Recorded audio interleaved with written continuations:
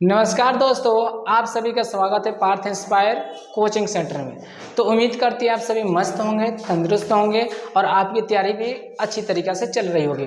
तो आज हम बहुत ही महत्वपूर्ण टॉपिक के साथ आए हैं जिसका नाम है रेबीज। ठीक है ना।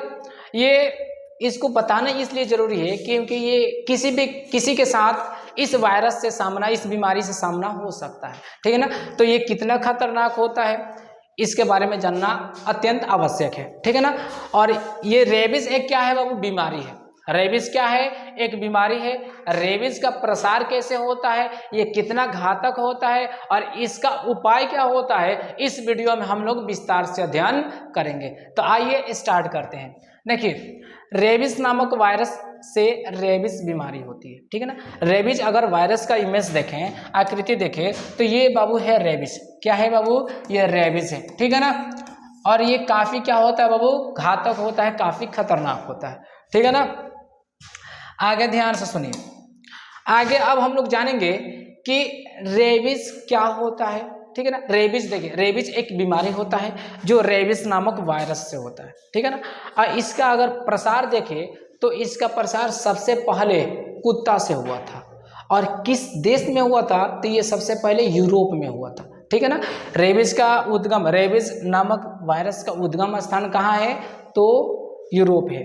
ठीक है ना। यूरोप में क्या हुआ था? इसका निर्माण हुआ था। ठीक है ना। और वहीं से ये पूरे दुनिया में, पूरे विश्व में ये क्या हो गया? फैल गया। ठीक है ना। सबसे पहले इस रेबीज नामक वायरस को वहीं पे देखा गया था। अब देखिए, रेबीज एक खतरनाक वायरस होता है। ठीक है ना। रेबीज नामक वायरस से रेबीज नामक क्या होती है बाबू? बीमारी होती है। ठीक है ना। ये बात आप लोगों को पता हो गया। अब देखिए, रेबीज वायरस मनुष्य तथा जानवरों को प्रभावित करता है। रेबीज पेड़ पौधे में नहीं होता है। रेबीज वायरस जब भी इफेक्टिव होगा वो मनुष्य और जानवरों के शरीर में होगा। ठीक है ना। ये क्योंकि इनकी जो संरचना होती है ना, इनकी जो बॉडी का बनावट जो होती है ना, वो मानव या जानवरों के शरीर में ही एक्टिव होती है, पादपों में ये एक्टिव नहीं होती है। ठीक है ना। जैसे कि आप लोग को बताया गया ना कि जो वायरस होते हैं ना, वायरस को सजीवों और निर्जीवों के बीच के कड़ी कहा जाता है। यानी कि जब ये निर्जीव वस्तु के संपर्क में रहेंगे तो ये निर्जीव जैसा बिहेव करेंगे। ठीक है ना। मर जाएंगे। और जैसे ही ये सजीव व्यक्ति के संपर्क में गए, सजीव व्यक्ति के शरीर के अंदर प्रवेश किए, तो ये सजीवों जैसा क्रिया करने लगेंगे। ठीक है ना। तो ये जब भी एक्टिव होते हैं मनुष्य और जानवरों के शरीर में एक्टिव होते हैं। अब देखिए, बहुत ध्यान से सुनिए। रेबीज वायरस का प्रसार, तो रेबीज वायरस का प्रसार सबसे ज्यादा होता है कुत्तों से। ठीक है ना। क्योंकि कुत्ते जो होते हैं ना, इनके एंजाइम्स यानी कि इनके मुख में जो लार पाई जाती है, इस लार में ये रेबीज नामक वायरस पाए जाते हैं। और वो कुत्ता किसी व्यक्ति को काट लेता है, ठीक है ना, तो उसके लार उस मनुष्य के शरीर में प्रवेश कर जाते हैं। तो लार के माध्यम से वो क्या होता है? रक्त से जुड़ जाता है और रक्त से जुड़ करके मनुष्य के शरीर में वो क्या कर जाता है? प्रवेश कर जाता है। जब मनुष्य के शरीर में प्रवेश करेगा तो वो प्रवेश करने के बाद से कुछ दिनों तक वो स्थिर रहता है। शरीर में प्रवेश करके चुपचाप शांत हो जाएगा, कोई अपना प्रतिक्रिया नहीं दिखाएगा। उसके कुछ समय बाद 2-2 साल लग जाते हैं इसके प्रतिक्रिया दिखने में। ठीक है ना। उसके बाद से कुछ दिन बाद ये क्या करेगा? लगातार प्रजनन करेगा। लगातार प्रजनन करके वो अपने संख्या में बहुत ज़्यादा वृद्धि करेगा। और वृद्धि करके ये जा करके मस्तिष्क में बैठ जाता है। और हमारे मस्तिष्क की जो कोशिका होती है उसको ये क्षतिग्रस्त करके उसको एकदम डैमेज कर देता है लोग। ठीक है। और फिर उसका असर दिखाई देने लगता है।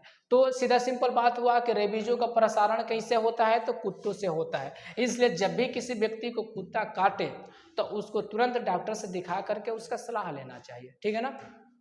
आगे देखिए, रेबीज नामक वायरस जानवरों के नर्वस सिस्टम को प्रभावित करता है। देखिए, सारे कुत्तों के काटने से ना ये रेबीज नामक बीमारी नहीं होती है। वैसे कुत्तों को काटने से होती है जो कुत्ते पहले से पागल होते हैं। ठीक है ना। जो कुत्ते पागल होते हैं ना, पागल होने के दो ही कारण है। एक तो बीमारी हो गया, मान लो कि वो बीमारी हो गया, वो पागल हो गया। दूसरा, अगर किसी कुत्ते के शरीर में रेबीज नामक वायरस प्रवेश कर जाता है तो वो कुत्ते को क्या कर देगा? पागल कर देगा। ठीक है ना। और जब पागल हो जाएगा तो वो किसी न किसी व्यक्ति को, किसी जानवर को काटने दौड़ेगा। और जिस व्यक्ति को रेबीज काट दिया तो उसके शरीर से रेबीज उस मानव के शरीर में प्रवेश कर जाएगा, फिर वो अपना असर दिखाने लगेगा। आगे दिया है कि रेबीज वायरस का प्रसार जानवरों के आंसू, थूक तथा बलगम से प्रसारित होता है। अब देखो, कुत्ता मुख्य रूप से जो होता है रेबीज, वो कुत्ते के एंजाइम्स यानी कि लार से सबसे ज्यादा ये प्रसारित होता है, क्योंकि कुत्ता काटता है तो चला जाता है। लेकिन अगर देखा जाए तो रेबीज का प्रसार आंसू से भी होता है, थूक से भी होता है, बलगम से भी होता है, ठीक है, इन सारे चीजों से प्रसारित होता है, ठीक है ना। इस रोग में गर्दन की मांसपेशियां का काम करना बंद कर देता है। एक बात ध्यान दीजिए, कुत्ता से, ठीक है ना, बिल्ली से, बंदर से, ठीक है ना, और चिंपैंजी और बहुत सारे जानवर होते हैं, सियार हो गए, तो इन सारे जानवरों के काटने से भी ये रेबीज फैलता है। ऐसा नहीं है कि सिर्फ कुत्ता काट दिया तो फैल गया, नहीं, बिल्ली से भी रेबीज फैलता है, बंदर से भी रेबीज फैलता है, ठीक है, इन सारे जानवरों से रेबीज नामक बीमारी फैलती है, ठीक है। तो अगर किसी व्यक्ति को रेबीज हो जाता है तो उसका सामान्य लक्षण क्या दिखाई देगा, तो वो व्यक्ति देखिए, सबसे पहले अगर किसी व्यक्ति को रेबीज होता है तो उसकी गर्दन की जो मांसपेशियां होती है वो कार्य करना बंद कर देगी। यानी कि ये गर्दन की मांसपेशियां है ना, ये क्या कर देगी, काम करना बंद कर देगी। जैसे कि अभी गर्दन में पूरा स्ट्रेट खड़ा है ना ऐसे, तो जब ये रेबीज होगा तो ये काम करना बंद कर देगा, ऐसे एनी टाइम रहेगा, फिर ऐसे इधर किया जाएगा तो फिर ऐसे मुड़ जाएगा, यानी कि इसमें ताकत ही नहीं रहेगा कि इसको स्ट्रेट करके रखे, ठीक है ना। तो सबसे पहले क्या होती है, गर्दन की मांसपेशियां काम करना बंद कर देती है। कह रहा है कि इस रोग के प्रारंभिक लक्षण निम्न है। पहला दिया है तनाव या बेचैनी का एहसास होना। जिसमें व्यक्ति को अगर रेबीज हो गया, व्यक्ति या कुत्ता कोई भी जीव जंतु का अगर रेबीज हो गया तो उसमें पहला जो सिम्टम्स देखेगा तनाव या बेचैनी। जिस कुत्ता को रेबीज हो गया देखिएगा कभी शांत बैठ ही नहीं सकता, या तो एकदम सुस्त हो जाएगा या तो एकदम बेचैनी में रहेगा, कभी दौड़ते फिरते नजर आएगा, किसी व्यक्ति को देखेगा तो काटने पड़ जाएगा। यह पहला इसका क्या होता है, सिम्टम्स होता है, गुण होता है। दूसरा तो यह है बुखार या शारीरिक अस्वस्थता, उसके शरीर में हल्का फीवर रहेगा, ठीक है ना, ऐसा लगेगा कि उसको अंदर से कुछ हुआ है, ठीक है ना। तीसरा दिया है धारा प्रवाह अर्थात बेहोशी। अभी ने बताएं, या तो वो एकदम पूरा शांत रहेगा या तो पूरा वो बेचैन रहेगा, ठीक है ना। चौथा दिया है मांसपेशियों में दर्द और ठंडापन। उसके सारे मांसपेशियां क्या करने लगेंगे, दर्द करने लगेंगे, ठंडक पड़ जाएगी, ठीक है ना। अगला दिया है बिल्कुल दिमागी बेहोशी में उतार चढ़ाव की स्थिति। इसमें क्या होता है कि दिमागी संतुलन आदमी खो देता है, उसको समझ ही में नहीं आएगा क्या करना है, वो किसी व्यक्ति को देखेगा तो काटने दौड़ जाएगा, ठीक है ना। तो ये सारे क्या होती है, लक्षण जो होती है हमें दिखाई देती है, ठीक है ना। अगर किसी, देखिए, रेबीज के लक्षण दिखाई दे तो क्या करना चाहिए। अगर किसी व्यक्ति के शरीर में रेबीज के लक्षण दिखाई देती है तो उस व्यक्ति को क्या करना चाहिए, ठीक है। तो सबसे पहले देखिए, इन सभी लक्षण अगर हमें दिखाई देता हो तो जल्दी ही डॉक्टर से क्या करना चाहिए, संपर्क लेना चाहिए, जाकर के सलाह लेना चाहिए, ठीक है। अगला दिया है इस बीमारी में किसी प्रकार का लापरवाही नहीं करना चाहिए। देखिए, हर बीमारी का अपना अपना स्टेज होता है, वैसे रेबीज का भी स्टेज होता है। अगर प्रथम स्टेज में आपको पता चल गया तो इसको हम लोग वैक्सीन के द्वारा ठीक कर सकते हैं, लेकिन ये थर्ड स्टेज में चला गया तो फिर इसका भी उपचार संभव नहीं है, क्योंकि इस बीमारी में हमारे नर्वस सिस्टम जो तंत्रिका ऊतक होती है वो क्या होती है, प्रभावित होती है। तो एक बार हमारी तंत्रिका ऊतक प्रभावित हो गई तो उसको फिर रिकवर नहीं किया जा सकता। इसलिए जब भी आप लोगों को छोटा मोटा अगर कुत्ता काट दे, ऐसा लक्षण दिखाई दे तो तुरंत डॉक्टर से जाकर के सलाह लेना चाहिए। अगला कह रहा है कि इस बीमारी की हो जाने पर इंसान को घबराना नहीं चाहिए, तुरंत उसका इलाज कराना चाहिए, ठीक है ना।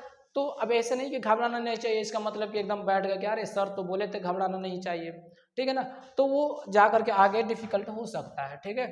कह रहा है कि रेबीज को रोकने के लिए वैक्सीन का उपयोग किया जाता है। पहला वैक्सीन होता है अलर्क नामक वैक्सीन दिया जाता है, दूसरा एंटी रेबीज वैक्सीन होता है जिसके द्वारा हम लोग क्या कर सकते हैं, रेबीज का उपचार कर सकते हैं।